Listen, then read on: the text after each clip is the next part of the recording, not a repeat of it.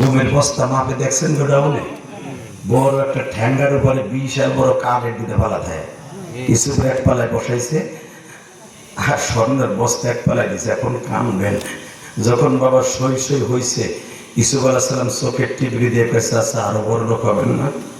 না বাবা আরো হন। আমি না বলছি আপনি পৃথিবীর শ্রেষ্ঠ ধনী হবেন? টান দিয়া নামাইয়া কানে কানে কয় ইসুফ তুই না সকালে একটা নাস্তা খাস নাই? নাস্তা খাই এলো ওজন আরো বাড়াইব। মারহাবা করলেন না? কি লিখে করছে আল্লাহ জানেন এটা? ইসুফ তুই না কইছি তোমার দাম 20 টাকা।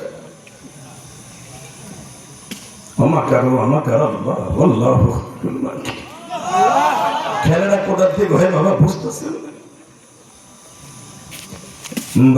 ইসুফ আলাইহিস সালাম নাস্তা খাওয়ার পরে ওজন হয়েছে আরো 4 কেজি। স্বর্ণের দাড়ি এখন মাটিতে, ইসুফ মাটিতে, স্বর্ণ উপরে। চলবে না, লাইন সারেন স্যার। নাস্তা খাওয়ার পরে বাড়ছে বেড়ায় কথা রুহা দিয়ে দেই সব ক্লিয়ার। মারহাবা বলেন। দাড়ি সই সই আসছে ইসুফরে চোখ টেপি দিয়ে কয় আবার পানি খাবি? ইসুফ বলে আমরা আজে মেসেরে বুঝছে যে এবার আকাম করবো। টান দিয়ে ইসুফরে নিয়ে কয় দাড়ি সই সই ইসুফ আমার। এখন কথা বলবি চাপাটি ছুটাই ফেলাবো। আমি দেশের বাদশা, গোলাম আমার। এবার আওয়াজ দিন। জীবনে কোনোদিন ওয়াজে বসে কোনো ওয়াজে বসে আওয়াজ দেন নাই, কারণ প্রেম করবেন কার সাথে? ইসুফ আলাইহিস সালাম প্রেম করছে কার সাথে? এই ওয়েট বাড়াইছে কে? এই বুদ্ধি দিছে কে? ইসুফ তুই না কইছিলি 20 টাকা, দেখ আমার প্রেমিকের দাম কত। বসেন এবার আমার দিকে তাকাবেন আর দুই নয়নের পানি দিয়ে আমার মাওলারে বুঝাইয়া কবেন জিবরাইল আলাইহিস সালাম যখন ইসুফের এই তাফসীর আমার নবীর কাছে করে, আমার নবী চোখের পানি ফেলে কান্দে আর বলে আহারে ইসুফ তো পৃথিবীর সর্বশ্রেষ্ঠ দামি জিনিস। এবার আওয়াজ দিচ্ছে যুবক। জিবরাইল মুস্কি হেসে দিয়ে বলে নবী গো, আল্লাহর পয়গম্বর 13 বছর বিক্রি হইতাছে, 13 বছরের ইসুফ তারে দেখে বললেন সবচাইতে দামি। আপনি কি জানেন গো নবী, পৃথিবী যদি এক পালায় দেয়া হয়, সারা দুনিয়ার জান্নাতের নেয়ামত যদি এক পালায় দেয়া হয়, আপনার একটা কদমের দাম শূন্যস্থান পুরো হবে না।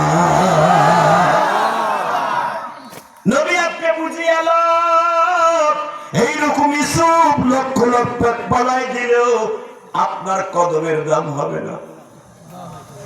বাসান এবার আমার দিকে তাকান। আল্লাহর পয়গম্বর আজিজি মিসরের বাড়িতে চলে গেলেন। আপনারা জানেন আজিজি মিসর বাবা পাগল হয়ে গেলেন ইসুফের জন্য।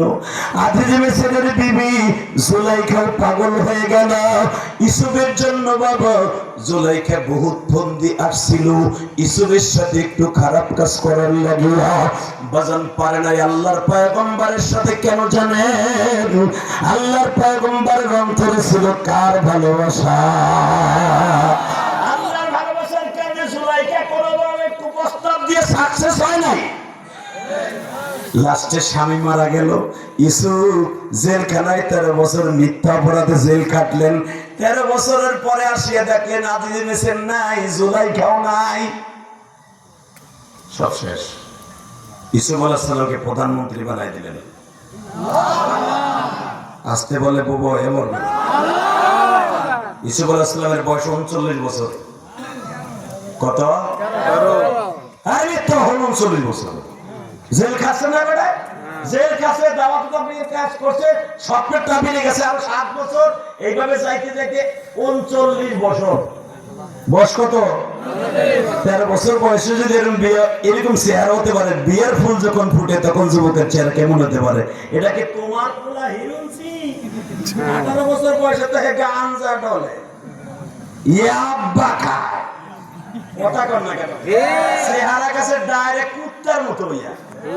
কথা কর না কেন? এত সুন্দর গোলগাল কমলার মতো চেহারা, পোলা ইয়াব্বা খাইয়া। নজরুল্লাহ কর না কেন? আল্লাহর পয়গম্বর ভালোবাসে কাকে?